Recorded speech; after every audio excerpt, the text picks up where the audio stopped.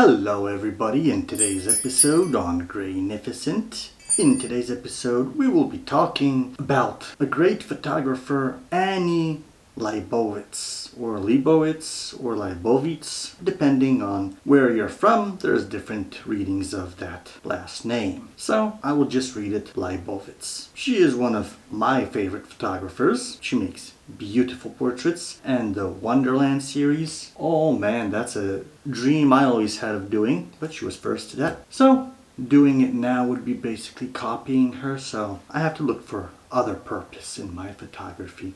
But still, the photography is great, and achieving something like that would be wonderful as well. So without further ado, let's get into her little life story here with some, of course, example photos. So she is a master of portrait photography and is one of the most influential and celebrated portrait photographers of the 20th and 21st centuries. Known for her distinctive style, of course, which merges the boundaries between art and commercial photography. There were photographers that complained to her that she's going too much into commercial photography. She has captured some of the most iconic images of our time, from her work with Rolling Stone magazine to her later portraits of world leaders, celebrities, and cultural icons. Leibovitz's photography has left an indelible mark on both popular culture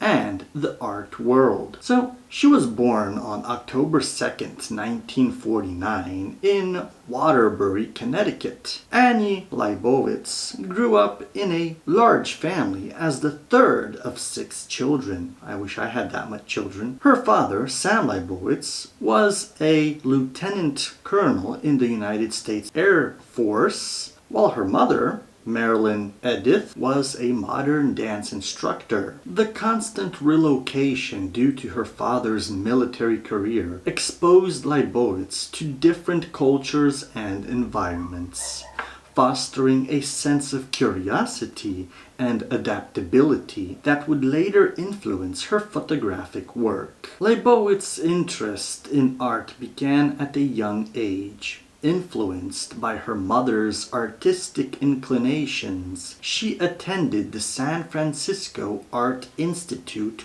where she initially studied painting. However, it was during a visit to Japan with her mother that she became fascinated with photography, inspired by the work of photographers like Robert Frank and Henri Cartier-Bresson. Who wouldn't be inspired by them, right? So that's classics. But this marked the beginning of her journey into the world of photography, where she would soon find her true calling. Leibovitz's career took off in 1970 when she joined Rolling Stone magazine as a staff photographer while still a student at the San Francisco Art Institute. Just 2 years later, at the age of 23, she was named the magazine's chief photographer, a position she held for 10 years. Her work during this period is characterized by its raw and candid style, capturing the essence of the rock and roll era. Leibovitz's photographs were more than just images. They were a reflection of the cultural and social revolution of the time. One of her most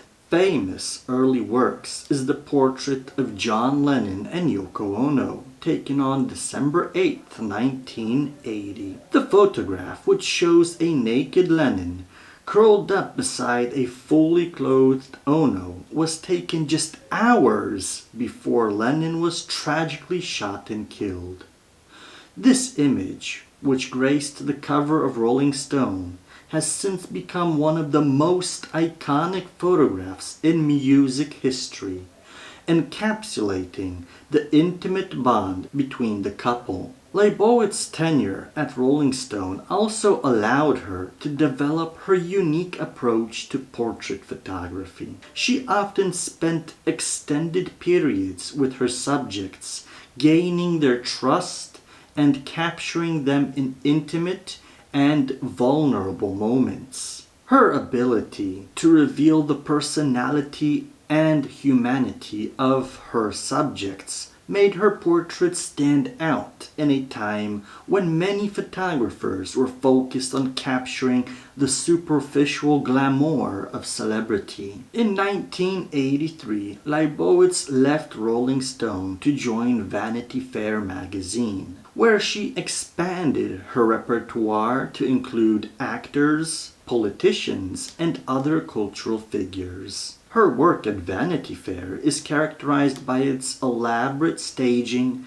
dramatic lighting, and narrative quality. Leibovitz began creating more stylized and conceptual portraits, often collaborating with her subjects to produce images that were as much about storytelling as they were about the individuals being photographed. One of her most famous Vanity Fair covers features a pregnant Demi Moore shot in 1991. The image, which shows Moore nude and cradling her baby bump, was both groundbreaking and controversial at the time. It challenged societal norms and perceptions of pregnancy, blending vulnerability with strength and beauty.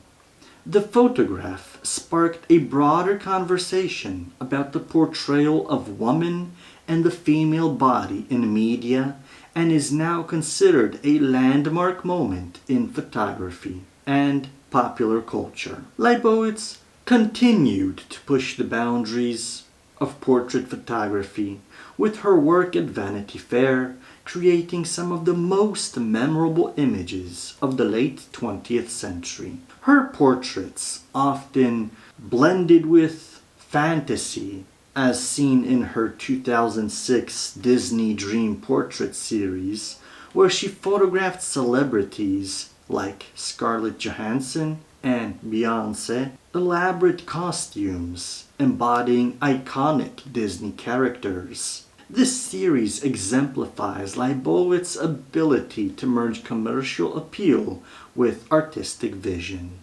making her work accessible to a wide audience while maintaining its artistic integrity. In addition to her editorial work, Leibovitz has produced several important personal projects, including her 1999 book Woman, a collaboration with her then partner, the writer Suzanne Sontag. I have a few of her books as well. The book is a powerful exploration of the roles and representations of women in contemporary society, featuring portraits of women from all walks of life. From political figures like Hillary Clinton to factory workers and farmers, this project is a testament to Leibovitz's ability to convey the complexity and diversity of the human experience through her photography.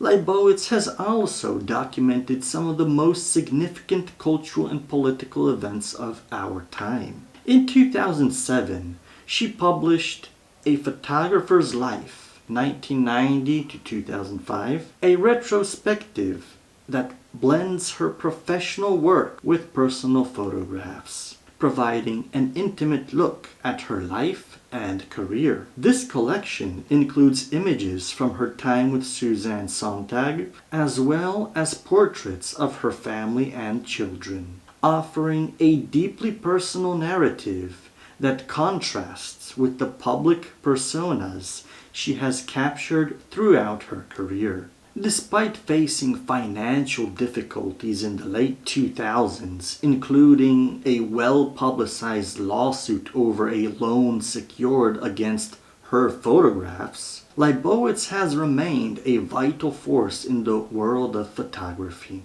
Her work continues to evolve, reflecting changes in both her personal life and the broader cultural landscape. In 2012, she published Pilgrimage, a departure from her usual portraiture, focusing instead on landscapes and objects associated with famous figures, such as Virginia Woolf's writing desk and Ansel Adams' darkroom. This project underscores her enduring curiosity, and willingness to explore new creative avenues. Annie Leibovitz's influence on photography is undeniable.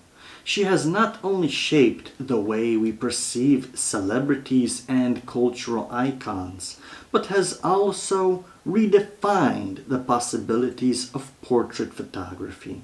Her ability to capture the essence of her subjects, whether through candid moments or elaborate staging, has made her one of the most sought-after photographers in the world. Leibovitz's work transcends the boundaries of commercial and fine art photography, making her a true pioneer in the field. So, in conclusion, Annie Leibovitz's career is a testament to the power of photography as a medium for storytelling and cultural commentary. Her portraits are not merely images. They are narratives that reveal the complexities and contradictions of the human experience. Through her lens, we have been given a window into the lives of some of the most influential figures of our time, as well as a deeper understanding of the world around us. As she continues to create and inspire, Annie Leibovitz remains an enduring figure in the world of photography, a master of her craft whose work will continue to resonate for generations to come. If you like this video, and if you like these photos, let me know down in the comments down below. And hit the like button. It shows the YouTube algorithm that this video is worthy of showing to others. And hopefully this video doesn't get limited by the photographs that sometimes show a bit too much maybe for YouTube, but for me it shouldn't be any problem. But I try not to post works that show this much because, you know, the YouTube algorithm. But if you like this video, a subscribe would help out a lot. It shows me I make helpful and interesting content. And look into channel memberships where from $1 a month you can have earlier access to all the videos I make. Sometimes that's a few weeks in advance, sometimes some videos I make and leave them out there to post in a few months or something like that because I have other videos in plan for earlier. So if you want to see all of them, I'm inviting you to look into channel memberships. Thank you for watching, my friends. Take care and see you in the next video.